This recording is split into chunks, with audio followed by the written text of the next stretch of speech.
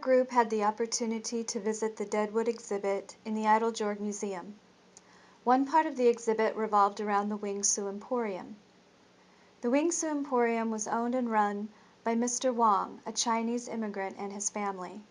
We walked into this emporium, you really didn't have a connection to the story or understand why you were there. So I think we really wanted to implement these changes into these key components into the story so that people would have a connection or relatability to this family and really understand how this emporium worked.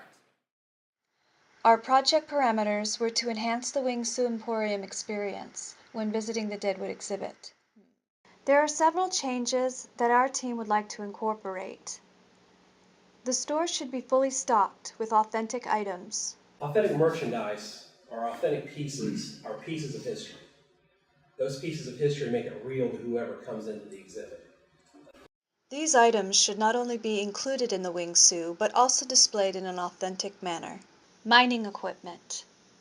Imports, such as silks, jewelry boxes, knickknacks and hair accessories, hat boxes with hats, rice bags, flour bags, crates filled with overstock, food products such as corn, apples, and beans, herbs used in medicines. Another helpful suggestion is placing information plaques on key items in the store.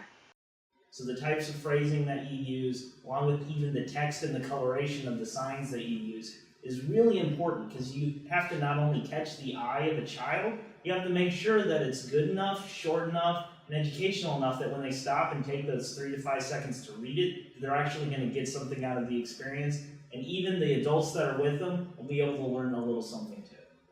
Our group would like to see more interactive elements incorporated within the Wing Tsue Emporium. One of the things that I thought would be really cool for the kids to interact was having this jar of leeches so kids can put their hands inside that jar and feel the fake leeches around like a doctor would at that time period. Use subtle subliminal interactivity to stimulate the senses, using sound and smell from the 1800s to draw the individual into that time period.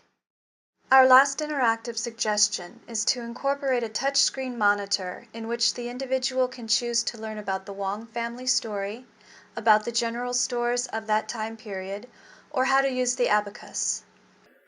1,000, 10,000, 100,000, million, 10.